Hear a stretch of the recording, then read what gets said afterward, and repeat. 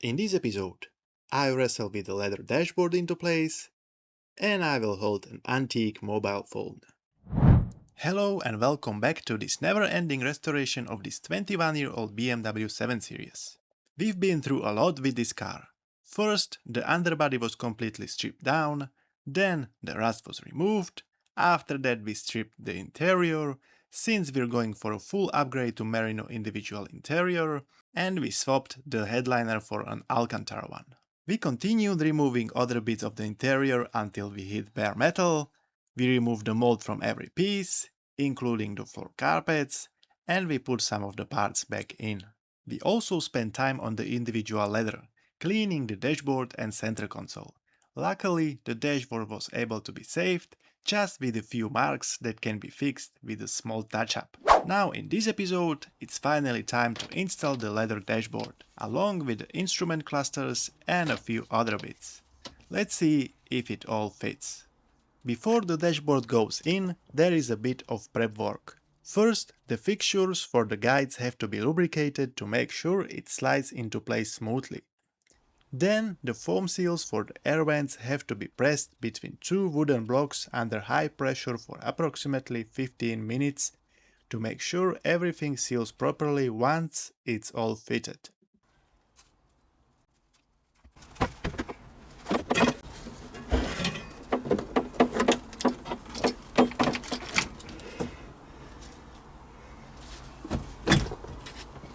I'm using an endoscope to check that the guides have actually slid into the frame properly.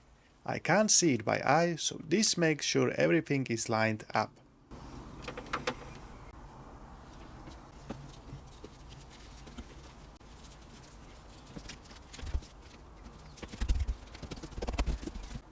With the dashboard in, now it's time to sort out the wiring. Everything needs to be routed correctly for the components before they go in.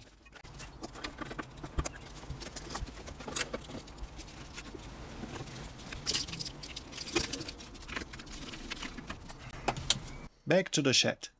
I'm keeping the original factory cell phone that came with this 7 series. But to fit it, I need to swap out the storage tray for the phone cradle.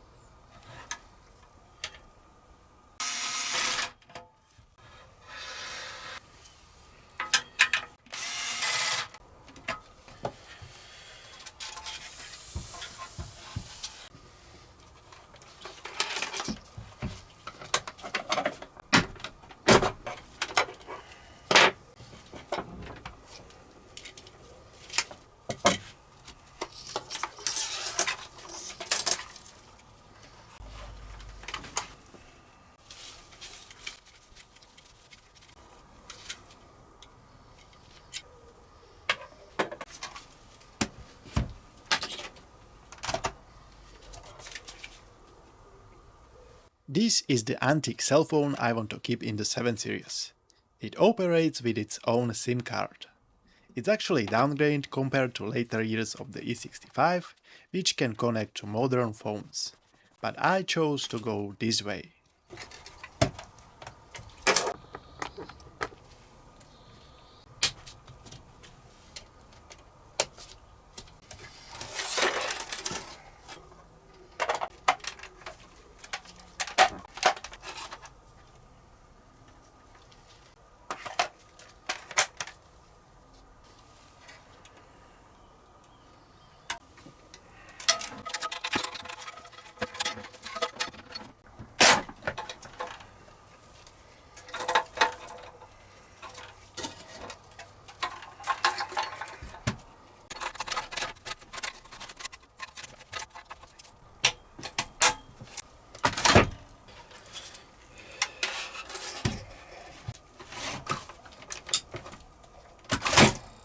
One problem: the drawer for the phone opens way too fast.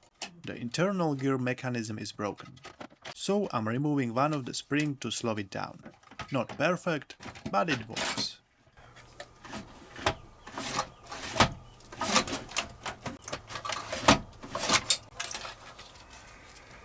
Next upgrade. The current MMI module is from 2005 and doesn't support AUX option, so I'm swapping it for a newer unit from the donor car, a 2007 model that supports it. The ASC unit has to be retrofitted as well, plus the AUX cable we already installed earlier. And on top of that, everything needs to be coded to work together. So a bit more involved than just a simple plug and play job.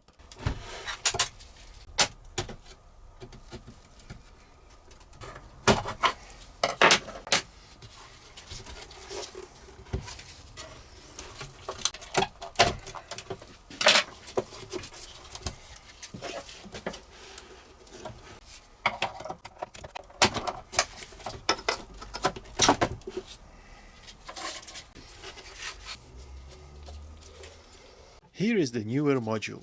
Date on the sticker 2007. That's the one we need for the AUX option.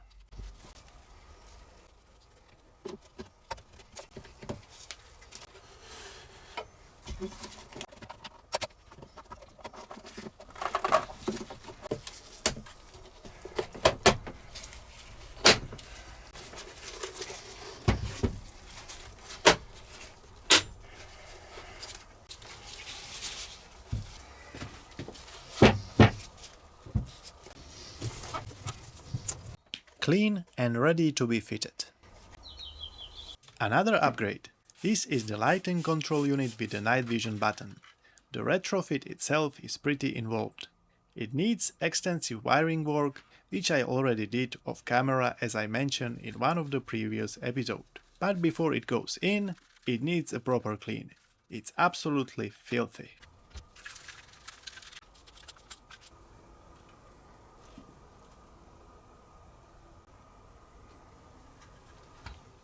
Some more cleaning with Color Lock Strong Leather Cleaner.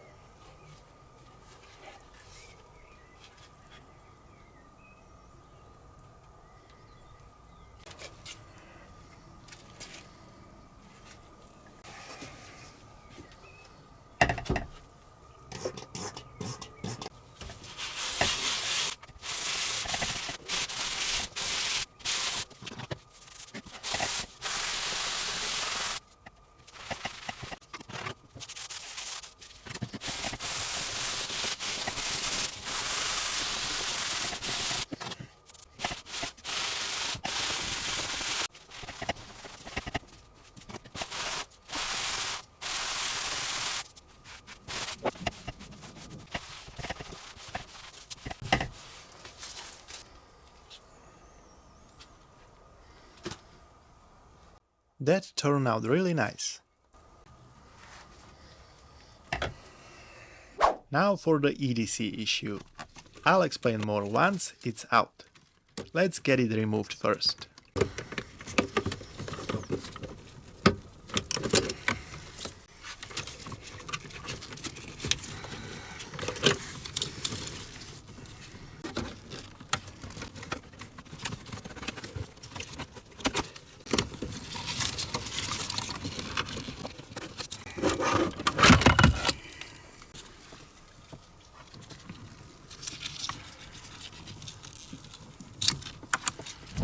Here are the two EDC modules side by side. I'm not sure if the newer one with the blue plug will communicate properly with the older E65 interface, because the plugs don't match, and they can't fit each other. BMW updated the EDC module around September 2007, so this later version might not play nice with the earlier cars' systems. But surprisingly, the pin assignments are identical on both. So, to be on the safe side, I'll use the older module for my adaptive suspension retrofit.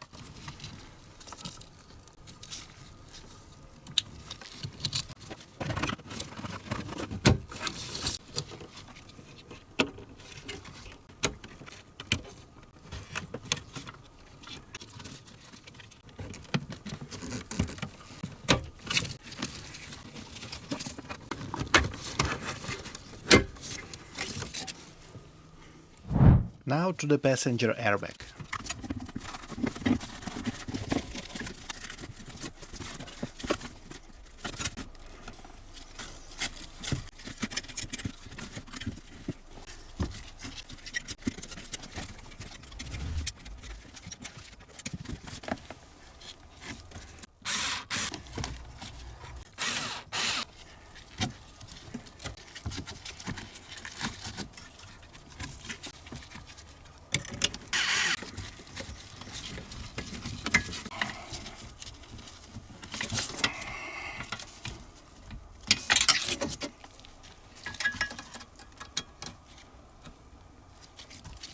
A little bit of OCD.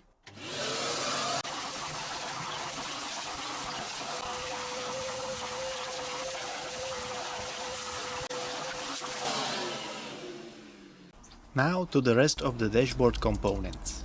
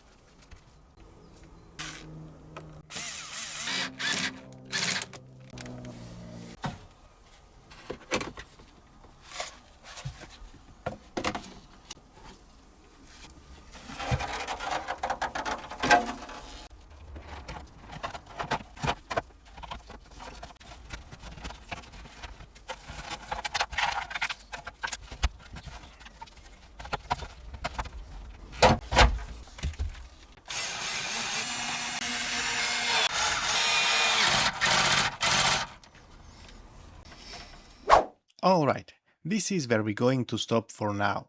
The dashboard is in, the clusters are fitted, and the interior is finally starting to look like something again. But there is still plenty left to do. The remaining interior parts require proper attention, such as the individual seats made from animal leather. They need proper cleaning followed by a new dye. So there is plenty more to come. Stay tuned, as there will be plenty of cleaning, new parts, and further progress ahead. So if you don't want to miss any of it, make sure you're subscribed. Thanks for watching, and I'll see you in the next episode.